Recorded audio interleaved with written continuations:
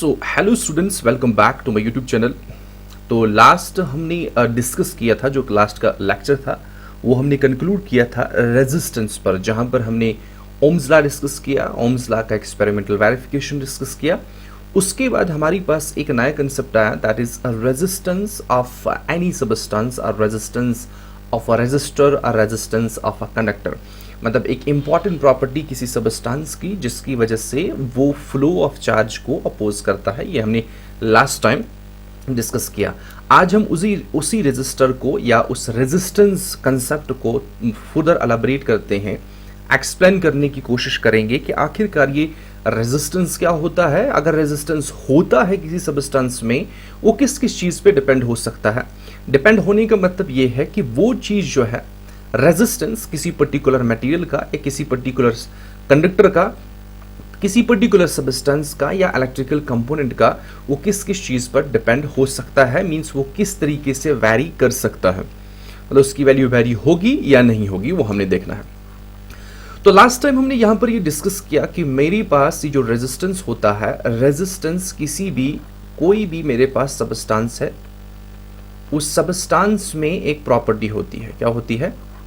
एक प्रॉपर्टी होती है जिसकी वजह से ये अपोज करता है। क्या करता है? ये अपोज करता है किस चीज को? To the flow of charge. जब किसी सबस्टेंस में ऐसी प्रॉपर्टी हो जो प्रॉपर्टी की वजह से वो फ्लो ऑफ चार्ज को अपोज करेगा। अब फ्लो ऑफ चार्ज की अगर हम बात करेंगे तो इसका मतलब होता है इलेक्ट्रिक करंट। इलेक्ट्रिक करंट को अपोज कर रहा है। तो ऐसी जैसी प्रॉपर्टी को हम बताते हैं ये रेजिस्टेंस है। क्या है?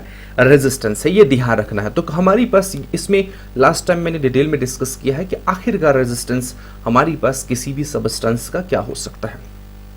अब देखिए, सबसे पहली चीज हमारी पास ये है कि मेरे पास अगर कोई सबस्टेंस है, ध्यान रखना है, मेरे पास अगर कोई सबस्टेंस है, उसमें दो चीजें हम वैरी कर सकते हैं। मतलब एक पर्टिकुलर सबस्टेंस जो है, फिर हम देखेंगे कि किस किस चीज पर। हमारा अभी का टॉपिक जो है वो है factors affecting the resistance of a conductor.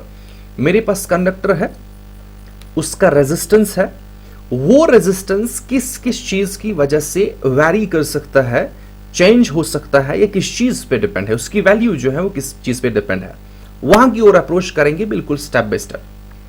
मेरे पास एक पर्टिकुलर सबस्टेंस है, वो सबस्टेंस जो है वो किसी मटेरियल से बना है। क्या बना है? वो किसी पर्टिकुलर मटेरियल से बना है। मतलब हम ये कह सकते हैं कि उसमें जो मटेरियल होगा उसका पर्टिकुलर नेचर होगा। फॉर एग्जाम्पल, मेरे पास अगर एल्युमिनियम है, मेरे पास अगर आयरन है, मेरे पास अगर कॉपर है, सब सबस्टेंस हैं और सारे कंडक्टर हैं। हम सबसे पहले यहां पर फोकस कर रहे हैं कंडक्टर की ओर, जो कि हमारे पास टॉपिक है। जनरली हम कंडक्टर पे फोकस करते हैं जब भी रेजिस्टेंस की बात आती है, क्योंकि हमें पता है कि इंसुलेटर में जो है चार्ज फ्लो ही नहीं होता है। तो इसका मतलब उस केस में हमारे पास जो रेजिस्टेंस होता है मैक्सिमम होता है। तो वहां पर हम ये कंसेप्ट जो है अप्लाई नहीं करेंगे फिलहाल के लिए। हम किस पर फोकस करेंगे? कंडक्टर पर। मेरे पास ये अगर कोई सबस्टेंस है, मींस मेरे पास एक कंडक्टर है, वो किसी मटेरियल से बना है। क्या बना है? मटेरियल से बना है।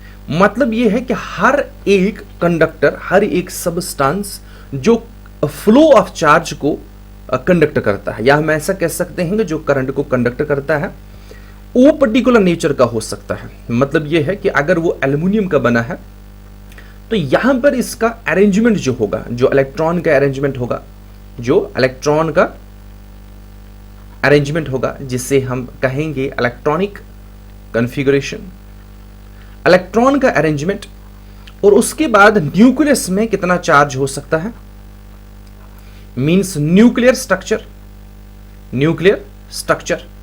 जो एल्युमिनियम का इलेक्ट्रॉनिक अरेंजमेंट और इसका न्यूक्लियर स्ट्रक्चर जो होगा, क्या वो सेम होगा जैसे हमारे पास कॉपर है? क्योंकि कॉपर भी एक सबस्टेंस है जो करंट को कंडक्ट करता है, मतलब चार्ज को फ्लो होने देता है, मतलब ऐसा सबस्टेंस है। और वैसा ही मेरे पास एल्युमिनियम है, वैसा ही मेरे पास आयरन है। क्या इसका मतलब यह है कि मेरे पास जितने भी ये सबस्टेंस है, इनमें सब में मटेरियल जो होगा वह सेम होगा? नहीं, मटेरियल डिपेंड है हमारी पास। यहां पर इलेक्ट्रॉनिक अरेंजमेंट किस तरीके का है, उसके बाद मेरे पास यहां पर nuclear arrangement, accordingly nuclear arrangement कैसा है, मतलब सेंटर में कितना चार्ज है, कितना अमाउंट ऑफ चार्ज है, वो कितना इफेक्ट क्रिएट कर सकता है।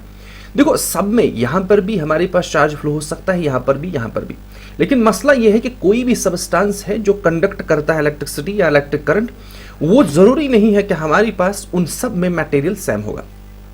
तो इसका मतलब यह है कि मेरे पास ये जो अपोजिशन है, ये जो मेरे पास अपोजिशन है, या हम ये कह सकते हैं जो ऑब्स्ट्रक्शन आती है किसी सबस्टेंस में फ्लो ऑफ चार्ज की, और जो ऑब्स्ट्रक्शन आती है वो इस चीज पर भी डिपेंड हो सकती है, या उस चीज उसकी वैल्यू जो है वो इस चीज से भी वैरी कर सकती है कि हमारे पास मटेरियल कौन सा है। लेकिन अगर यहां पर हम ध्यान रखेंगे, अगर मैं फोकस कर रहा हूं सिंपल एल्युमिनियम पर, और एल्युमिनियम का रेजिस्टेंस देख रहा हूं कि या एल्युमिनियम में जो रेजिस्टेंस है जो किसकी ओर, चार्ज फ्लो की ओर, वो इस एल्युमिनियम में चाहे हम किसी भी जगह का एल्युमिनियम लेंगे या एल्युमिनियम का कितना ही छोटा या कितना ही बड़ा पीस लेंगे, उस एल्युमिनियम की मटेरियल या इलेक्ट्रॉनिक अरेंजमेंट की वजह से जो रेजिस्टेंस ऑफर होगा वो कांस्टेंट होगा, वो चेंज नहीं होगा।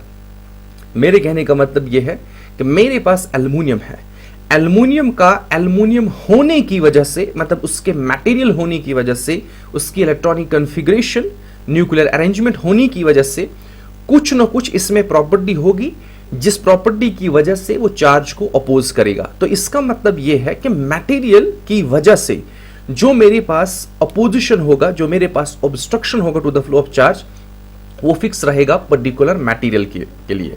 मतलब मेरे पास एल्युमिनियम है, उसके लिए फिक्स रहेगा। उसके बाद मेरे पास अगर आयरन है तो आयरन की मटेरियल की वजह से जो अपोजिशन ऑफर होगा वो फिक्स रहेगा, सबसे पहली चीज। उसके बाद हमारे पास वही चीज, जो हमारे पास रेजिस्टेंस है, वो अब दूसरे फैक्टर्स पे भी डिपेंड हो सकता है, वो फैक्टर हम डिस्कस करेंगे। लेकिन सबसे पहली चीज हमें ये पता चला कि हमारे पास अगर कोई कंडक्टर है, हमारे पास अगर कोई सबस्टांस है, उस सबस्टांस के होने की वजह से उसमें मेरे पास न्यूक्लियर अरेंजमेंट और इलेक्ट्रॉनिक अरेंजमेंट बिल्कुल डिफरेंट होगा, हर एक मटेरियल में डिफरेंट होगा।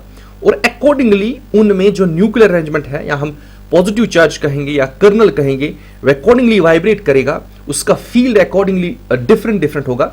मतलब यह है कि मेरे पास अगर एल्युमिनियम है, इसमें सेंट्रल पॉजिटिव चार्ज, और मेरे पास आयरन, इसमें सेंट्रल पॉजिटिव चार्ज, इसका फील्ड बिल्कुल डिफरेंट होगा, क्योंकि इस केस में न्यूक्लियर फोर्स या न्यूक्लियर चार्ज जो होगा वो डिफरेंट होगा एज कंपेयर टू आयरन।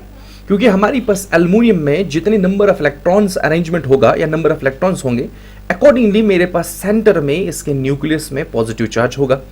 इसी तरीके से मेरे पास आयरन है, यहां पर हमारे पास न्यूक्लियर चार्ज होगा, लेकिन एल्युमिनियम के न्यूक्लियर चार्ज से बिल्कुल डिफरेंट होगा, जिसकी वजह से यहां पर इसका वाइब्रेशन या इसका फोर्स इलेक्ट्रॉन मूवमेंट पे अप्लाई करना, क्योंकि यहां से इलेक्ट्रॉन आ जाएगा, हमने कल भी डिस्कस किया लास्ट लेक्चर में, इलेक्ट्रॉन जब यहां की ओर आएगा तो ये इसके साथ कोलाइड करेगा। अब डिपेंड है इस पॉजिटिव चार्ज का इफेक्ट कितना है, वो डिपेंड है हमारे पास मटेरियल कौन सा है। तो इसका मतलब ये है कि मेरे पास मटेरियल कौन सा होगा तो अकॉर्डिंगली वो हमारे पास उस पर अपोजिशन उतना ऑफर करेगा। तो ये हमने सबसे पहली चीज यहां पर सीखी। अब नेक्स्ट हमारे पास क्या है कि ये जो रेजिस्टेंस है किसी भी सबस्टांस का, अब हम कोई सबस्टांस लेंगे, एक पर्टिकुलर सबस्टांस लेंगे, जैसे हम आयरन लेंगे या कॉपर लेंगे, एल्युमिनियम लेंगे। अब देखिए कि हम मटेरियल फिक्स रखेंगे, क्या करेंगे, हमारे पास जो मटेरियल रहेगा वो मटेरियल फिक्स रहेगा, उस मटेरियल में हम बाकी कुछ चीजें चेंज करेंगे, हम देखेंगे उसमें वेरिएशन आता है या नहीं आता है। जब हमने एक्सपेरिमेंट परफॉर्म किया तो हमारे पास पहला ऑब्जर्वेशन ये आ गया कि जो हमारे पास रेजिस्टेंस होता है, जो हमारे पास रेजिस्टेंस होता है, ये डिपेंड होता है, it depends on dimensions of given substance. जो हमारे पास गिवन सबस्टांस है, या हम कहेंगे यहां पर कंडक्टर है, तो गिवन कंडक्टर के डायमेंशन पे डिपेंड है। कौन डिपेंड है गिवन डायमेंशन पर? हमारे पास रेजिस्टेंस जो है, सबसे पहला फैक्टर जिस पे रेजिस्टेंस की वैल्यू डिपेंड है वो है डायमेंशंस। अब इस डायमेंशन में हमने दो चीजें डिस्कस करनी है। सबसे पहले मेरे पास ये जो आर है, आर डिपेंड होता है लेंथ पर। किस पर डिपेंड होता है? Length of conductor, length of conductor. अब देखो हमारी पास यहां पर एक्सपेरिमेंट हम किस तरीके से परफॉर्म करते हैं और यहां से किस तरीके से हमें वो ऑब्जर्वेशन या जो इन्फ्रेंसेस मिलता है। सिंपल भाषा में हमें पता है कि अगर मैंने एक कंडक्टर लिया, लेट अस सपोज दैट ये कंडक्टर जो है 1 मीटर का है। कितना है? 1 मीटर का। अब इलेक्ट्रॉन को पहुंचाना है यहां से, इस 0 मीटर से 1 मीटर तक पहुंचाना है, यहां से लेकर यहां तक पहुंचाना है। और इसके बिटवीन मेरे पास आ जाएंगे कर्नल्स, पॉजिटिव चार्जेस। क्या आ जाएंगे? पॉजिटिव चार्जेस, जिनकी वजह से जो फील्ड क्रिएट होगा वो इस इलेक्ट्रॉन पे इफेक्ट क्रिएट करेगा। तो मतलब जिसकी वजह से इलेक्ट्रॉन जो है इस पॉजिटिव चार्ज के साथ कोलाइड करेगा और वो कोलिजन होता है रेजिस्टेंस। अब सपोज यहां पर आ गया, कोलाइड किया, ऐसे आ गया, कोलाइड किया, फिर इस तरीके से और फाइनली यहां पर पहुंचा। अब यहां पर नोट रखना है आपको, जिस वेलोसिटी से यहां पर इलेक्ट्रॉन चलता है एक एंड ऑफ कंडक्टर से दूसरे एंड ऑफ कंडक्टर तक पहुंचता है, वो है कि हम एवरेज वेलोसिटी लेते हैं, क्योंकि इसकी वेलोसिटी कंटिन्यूसली चेंज होती है। उसका हम एक कांस्टेंट वैल्यू लेते हैं जिसको हम कहते हैं ड्रिफ्ट वेलोसिटी। क्या कहते हैं? Drift velocity. तो ड्रिफ्ट वेलोसिटी वो एवरेज वेलोसिटी है जिस वेलोसिटी की मदद से या जिस वेलोसिटी से इलेक्ट्रॉन जो है एक एंड ऑफ कंडक्टर से दूसरे एंड ऑफ कंडक्टर तक पहुंचता है, सिंपल भाषा में। अब देखो यहां पर क्या है कि मैंने सबसे पहली चीज कंडक्टर क्या लिया? 1 मीटर। ठीक है, मैंने यहां पर ऑब्जर्व किया, मैंने देखा 1 मीटर डिस्टेंस कवर करने के बाद इलेक्ट्रॉन यहां पर पहुंचा और कुछ रेजिस्टेंस ऑफर हुआ यहां पर, जब ये यहां से यहां की ओर मूव हो रहा था। अब मैंने क्या काम किया? मैंने इस कंडक्टर की लेंथ इंक्रीज की। मैंने अब किया सपोज 3 मीटर। अब वही इलेक्ट्रॉन है, इसको यहां से लेकर यहां तक पहुंचना है। अब देखो जब मेरे पास 1 मीटर लेंथ थी, इलेक्ट्रॉन को कुछ डिस्टेंस कवर करना था, कुछ कोलिजन फेस करना था और पहुंचना था एंड ऑफ द कंडक्टर पर। लेकिन इस केस में मेरे पास वही सेम कंडक्टर, ध्यान रखना है सेम कंडक्टर पे अब हम फैक्टर पढ़ रहे हैं। पहली चीज हमने सीखा कि किसी भी सबस्टेंस के मटेरियल होने की वजह से, मतलब जो पर्टिकुलर मटेरियल होगा उसकी वजह से जो अपोजिशन होगा वो भी एक फिक्स्ड रेजिस्टेंस होगा।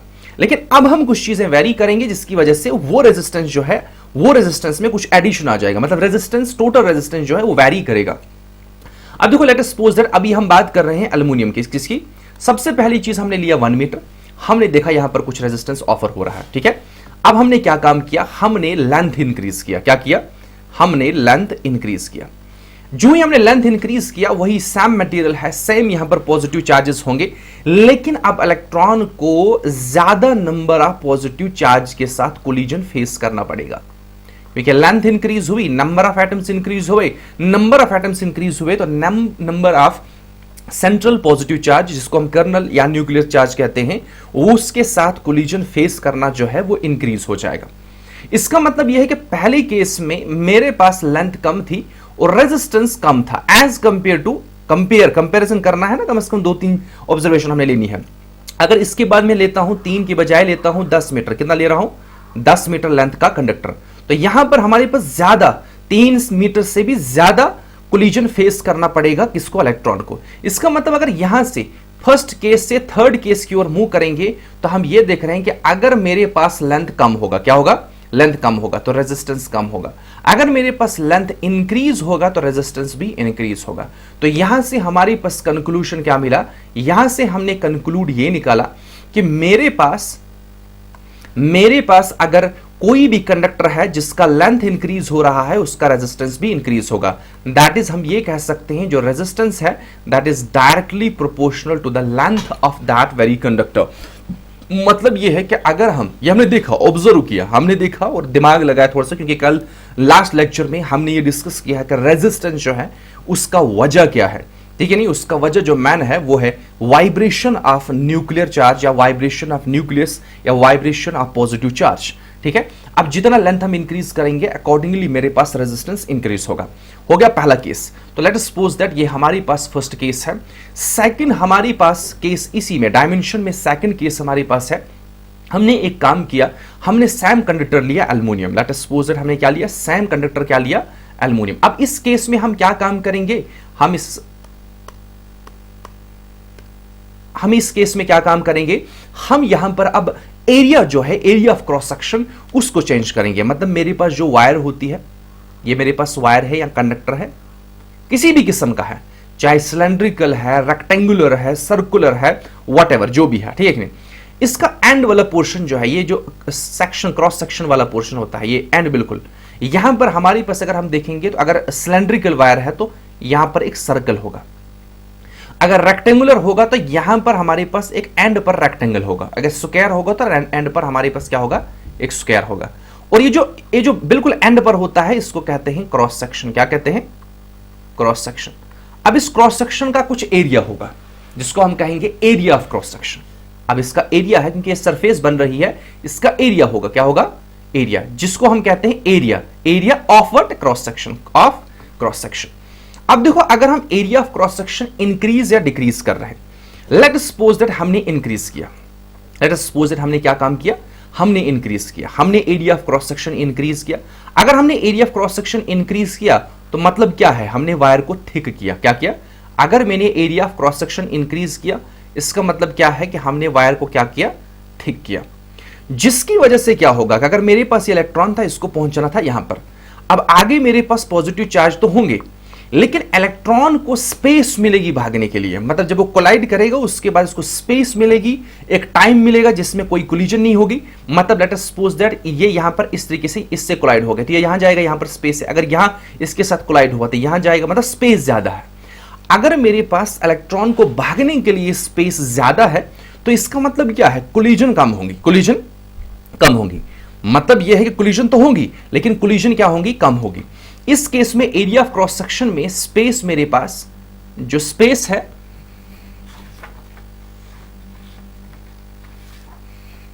इस केस में हमारे पास क्या होगा कि इलेक्ट्रॉन, जब मेरे पास वायर जो होगी वो थिक होगी, क्या होगी, इसका एरिया ऑफ क्रॉस सेक्शन जो होगा इंक्रीज होगा, थिक होगा, तो हमारे पास स्पेस जो होगी इलेक्ट्रॉन को भागने के लिए वो इंक्रीज होगी, क्या होगी, ज्यादा होगी, जिसकी वजह से मेरे पास कोलिजन जो होंगी वो कम होंगी, क्या होंगी, कम होंगी।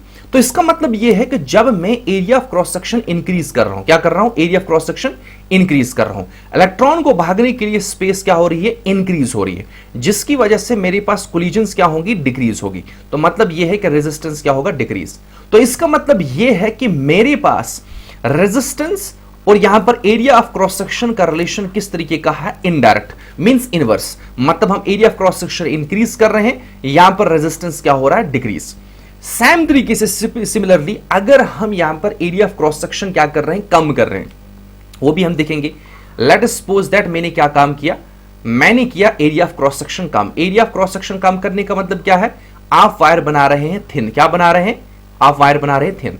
अब इलेक्ट्रॉन को यहां से लेकर यहां तक जाना है, अब इलेक्ट्रॉन जब कोलाइड करेगा तो इसको भागने के लिए स्पेस जो है वो कम मिल रही है, देखिए, जिसकी वजह से इलेक्ट्रॉन का कोलिजन जो है, इलेक्ट्रॉन की कोलिजन जो है वो इंक्रीज होगी विद पॉजिटिव चार्ज, जिसकी वजह से मेरे पास रेजिस्टेंस क्या होगा, इंक्रीज होगा। मतलब ये है कि जब मैंने area of cross section decrease किया, मैंने वायर थिन की, मैंने क्या की, वायर थिन की, जिसकी वजह से मेरे पास रेजिस्टेंस इंक्रीज हो गया। इन दोनों कंडीशंस को देख के हमें यह पता चला कि रेजिस्टेंस जो है that varies inversely proportional to the area of cross section. तो यह हो गया दूसरा केस। इन दो केस को अगर हम कंबाइन करेंगे, पहला केस जब हमारे पास जो रेजिस्टेंस है लेंथ की वजह से किस तरीके से वैरी होता है, दूसरा एरिया ऑफ क्रॉस सेक्शन की वजह से किस तरीके से रेजिस्टेंस वैरी करता है। दोनों को अगर हम कंबाइन करेंगे, दोनों केस को अगर हम कंबाइन करेंगे तो हम ये कह सकते हैं रेजिस्टेंस जो है वो डायरेक्टली प्रोपोर्शनल एल है, इनवर्सली प्रोपोर्शनल टू ए। इन दो केसेस को हम कहते हैं लॉ ऑफ रेजिस्टेंस। क्या कहते हैं, लॉज ऑफ रेजिस्टेंस। क्या कहते हैं, लॉज ऑफ रेजिस्टेंस। इसका मतलब यह है कि रेजिस्टेंस चेंज हो सकता है जब आप लेंथ चेंज करेंगे, मटेरियल सेम है, अगर मटेरियल सेम है, बिल्कुल हमने सेम मटेरियल, हमने क्या काम किया, लेंथ चेंज किया, लेंथ चेंज होने की वजह से उसमें एडिशन होगा रेजिस्टेंस का। इसी तरीके से मेरे पास अगर area of cross section change करेंगे तो एडिशन या डिक्रीज व्हाटएवर जो भी होगा, लेकिन चेंज होगा रेजिस्टेंस। लेकिन इस दौरान हमारे पास अगर ये प्रोपोर्शनलिटी साइन हटाएंगे तो यहां पर एक कांस्टेंट वैल्यू लगाएंगे जिसका नाम रखेंगे हम रूह। ये रूह जो हमारे पास है, जब भी हम कांस्टेंट ये प्रोपोर्शनलिटी साइन हटाते हैं, यहां पर एक कांस्टेंट लगाते हैं, वो हमेशा उस सबस्टेंस की कैरेक्टरिस्टिक प्रॉपर्टी होती है।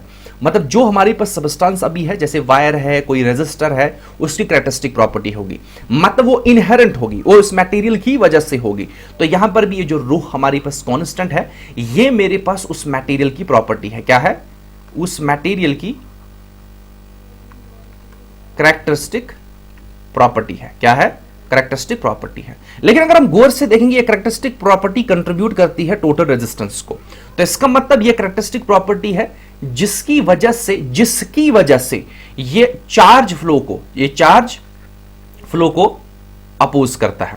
लेकिन ये वो रेजिस्टेंस है, ये वाला रेजिस्टेंस जो है, ये वो रेजिस्टेंस है जो उस सबस्टेंस के मटेरियल की वजह से, कि इसकी property, original inherent property, intrinsic property, या हम कह सकते हैं उसका मटेरियल की वजह से जो रेजिस्टेंस ऑफर होता है वो ये रो है। इसलिए इस रो को हम कहते हैं रेजिस्टिविटी और स्पेसिफिक रेजिस्टेंस। इस रो को क्या कहते हैं? रेजिस्टिविटी और स्पेसिफिक।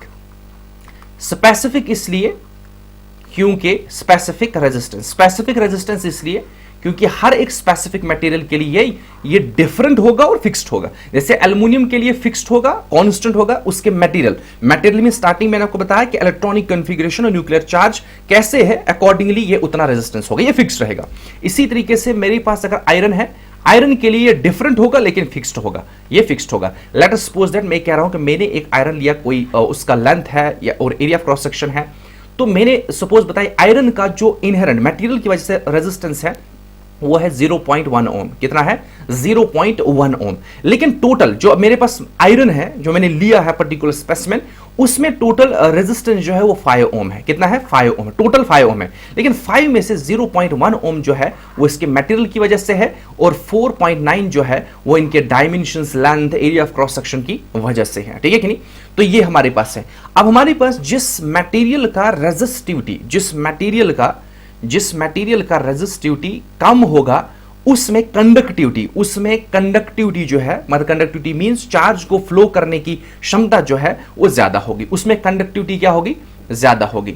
हमारे पास अगर एक्सपेरिमेंटल वैल्यूज के बेस पर, जो एक्सपेरिमेंट्स के बेस पर हमने ऑब्जर्व किया है, हमारे पास कुछ मटेरियल्स हैं जिनमें रेजिस्टिविटी बहुत कम होती है। जैसे मेरे पास कॉपर में सबसे कम होती है, जिसकी वजह से ये ज्यादा कंडक्ट करेगा और इसमें टोटल रेजिस्टेंस भी कम होगा। फिर एल्युमिनियम है, इसमें भी बहुत कम है। फिर मेरे पास क्या कहते हैं, सिल्वर है, इसमें भी कम है। गोल्ड है, इसमें भी कम है। इसमें एक्सपेरिमेंटल वैल्यूज के बेसिस पर भी क्वेश्चन आ सकता है, बताओ कि इसमें कितनी रेजिस्टिविटी है, या अरेंज करो in order of increasing resistivity या डिक्रीजिंग रेजिस्टिविटी। तो यहां से हमने ये क्लियर देखा या सीखा कि हमारी पास जो है दो इंपॉर्टेंट फैक्टर्स हमने डिस्कस किए, जिन फैक्टर्स पर रेजिस्टेंस ऑफ कंडक्टर जो होता है वो डिपेंड होता है। अब हम सेकंड केस डिस्कस करेंगे, या थर्ड फैक्टर जिसको हम कहेंगे, क्योंकि पहले दो फैक्टर हमने किए डिस्कस अंडर डायमेंशंस। अब हम थर्ड फैक्टर या दूसरा फैक्टर जो हमारे पास है, दो ऑलरेडी डिस्कस किए हैं, ये थर्ड है, लेकिन मैं इसको सेकंड केस लिख रहा हूं। पहले केस में हमने दो पढ़ी। सेकंड केस हमारी पास है ऑन टेम्परेचर, कि जब हम टेम्परेचर चेंज करेंगे क्या रेजिस्टेंस और रेजिस्टिविटी में फर्क आ जाता है या नहीं। देखो हमारे पास क्या है कि अगर मेरे पास कोई पर्टिकुलर कंडक्टर है, उसमें इलेक्ट्रॉन है और प्रोटॉन मीन पॉजिटिव चार्ज या कर्नल्स भी हमारे पास अवेलेबल है। जब मैं टेम्परेचर इंक्रीज करूंगा, क्या करूंगा? टेम्परेचर इंक्रीज करूंगा, तो टेम्परेचर इंक्रीज करने की वजह से एटम को एनर्जी मिलेगी, ठीक है कि नहीं? काइनेटिक एनर्जी इंक्रीज होगी, जिसकी वजह से मेरे पास इलेक्ट्रॉन जो है बहुत तेजी से चलेगा। क्या करेगा? बहुत तेजी से चलेगा। लेकिन आगे मेरे पास प्रोटॉन जो है वो भी तेजी से वाइब्रेट करेंगे। क्या करेंगे? तेजी से वाइब्रेट करें। अब जब ये तेजी से वाइब्रेट करेंगे, इलेक्ट्रॉन जल्दी जल्दी कोलाइड करेंगे। पहले तो आराम से कोलाइड कर रहे थे ना, कुछ डिस्टेंस कवर कर रहे थे, फिर उसके बाद कोलाइड कर रहे थे। लेकिन अब इलेक्ट्रॉन की वेलोसिटी जो है, इंक्रीज हुई है, और जो मेरे पास पॉजिटिव है इनकी फ्रीक्वेंसी क्या हुई है? इंक्रीज हुई है। अब इलेक्ट्रॉन जो है जल्दी जल्दी कोलाइड करेगा इन पॉजिटिव चार्ज के साथ, और पॉजिटिव चार्ज भी है बहुत रैपिडली रैपिडली वाइब्रेट कर रहे हैं, जिसकी वजह से जो ही इलेक्ट्रॉन यहां जाना चाहेगा, लेकिन आगे उसको पॉजिटिव चार्ज आ रहा है, लेकिन इलेक्ट्रॉन जल्दी भी कोलाइड कर रहा है, जिसकी वजह से हम ये कह सकते हैं कंडक्टर के केस में जब टेम्परेचर इंक्रीज करेंगे तो हमारे पास रेजिस्टेंस भी इंक्रीज होगा। तो ये था हमारे पास इंपॉर्टेंट टॉपिक कि रेजिस्टेंस जो है वो किस किस फैक्टर पे डिपेंड होता है किसी भी पर्टिकुलर कंडक्टर का। नेक्स्ट टाइम डिस्कस करेंगे कॉम्बिनेशन ऑफ रेजिस्टेंस, ठीक है।